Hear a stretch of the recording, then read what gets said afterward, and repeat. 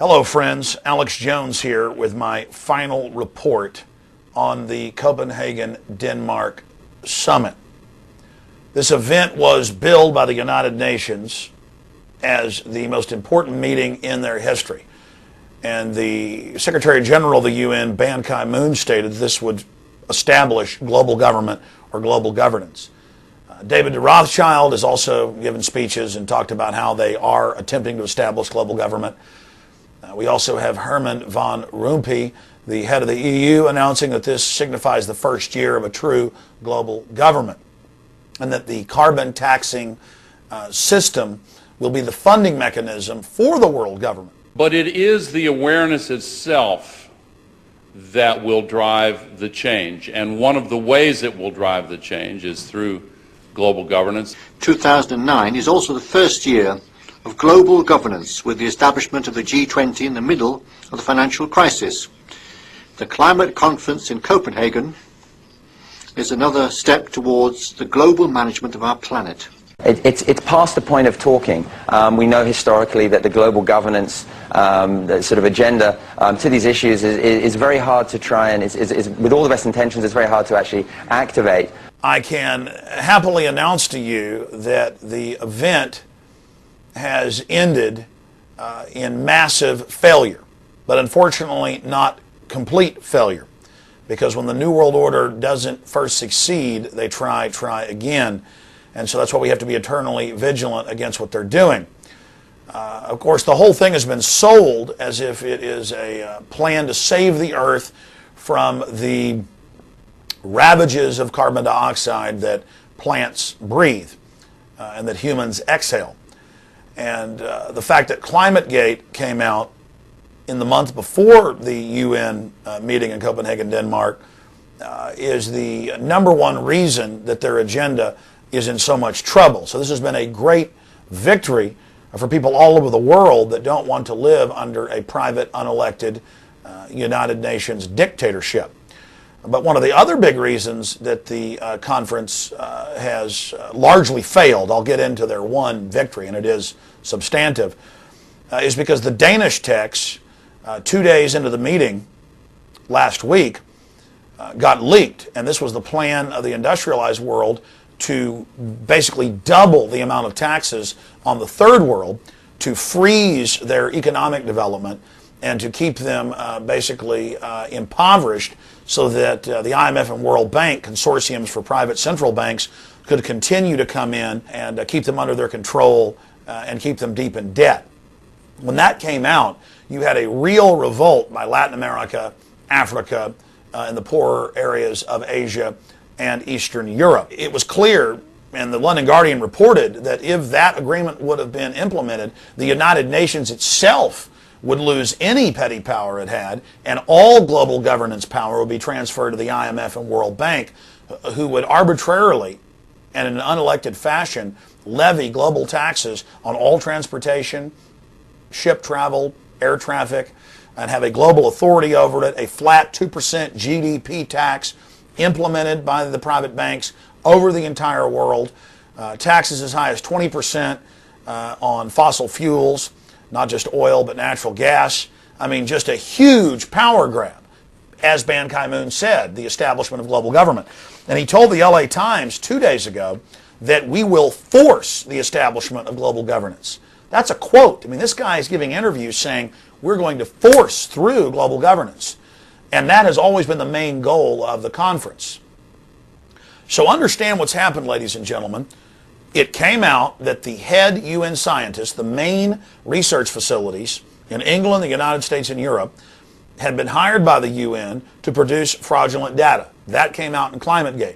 Since then, other scientists and meteorologists have blown the whistle at universities and government institutions from Canada, the US, Australia, New Zealand, Russia, where more fraud was engaged in. And so since then, ClimateGate has blown a big window, a big hole into the facade so people can look in and see the fraud. So that's been unfolding. Unfortunately, the globalists have achieved their main goal, though. They've been discredited, they've been exposed as frauds. It's all over the news now that Al Gore has made hundreds of millions and is set to make billions, and that George Soros is set to make hundreds of billions off carbon trading he controls. It's in the news now that Obama owns part of the Chicago Mercantile Exchange that's selling these carbon credits, and that Maurice Strong, who's now had to run to China from the U.S. because he is in danger of being indicted for the UN oil for food scandal. I mean, it's really coming out that these guys are a gaggle of crooks. That's positive. So on a public relations front, they've really been exposed as frauds. The problem is they're still in control of the Western nations. They're still in control of the United Nations. They've still, through IMF and World Bank loans from U.S. taxpayer money predominantly, bought off the third world leaders. And so even though they've been exposed, they're still going ahead with a draft that the major nations have signed on to. They just wanted to expand their agreement for more taxation and control to establish a global framework and a global enforcement system in the future to levy these taxes and to regulate these taxes on a planetary scale. So they have gotten that. We interviewed yesterday and today Lord Christopher Monckton, who's an expert on this and who's been in the Copenhagen event for the last week and a half, to get his take on it. And the PrisonPlanet.com exclusive headline is, British peer, Copenhagen summit has established a world government. So the media is saying it's a total failure. And it is a failure from the whole agenda they wanted, but not a failure in that they have agreed to meet again in Mexico City, and they have agreed that they will begin setting up and establishing this system to run the planetary regulation and taxation and control over all industry and all human activity. It's also come out that the head of the IPCC at the UN owns the Indian steel plant that the British paid to have one of their steel plants shut down and to have it moved to India. So that's coming out. So I mean, there's so much to cover here. The point is, the really good news for everyone is that their agenda is being exposed. They didn't get a lot of what they wanted, but the bad news is they got the heart of what they wanted through. We are definitely gaining traction. The momentum is now shifting over to people that want national sovereignty, that want to have elected governments, that don't want to live like people in the European Union who've lost their sovereignty to the unelected bureaucrats in Brussels. So despite the fact that Obama got angry and lectured everyone and said, you know, the time for talk is over, you must submit to the entire agenda, despite the fact that he did that, they have still failed. It also came out separately on the ClimateGate front that the top scientist of the IPCC, who works for Maurice Strong, this broke nationally here in the United States on national television in a video interview for the first time. Ben Santer, the head climate researcher at the IPCC, author of Chapter 8 of the IPCC Working Group report, admits that they deleted 5 sections from the UN's own report that stated that man is not contributing to climate change. You understand, the UN scientists brought them the research and said, we can't prove man's doing this, and it looks like man has no effect whatsoever compared to the sun and the moon and all these other tidal forces. And he cut that out. So that's now coming out. So the dam has broken on the manipulation of the data.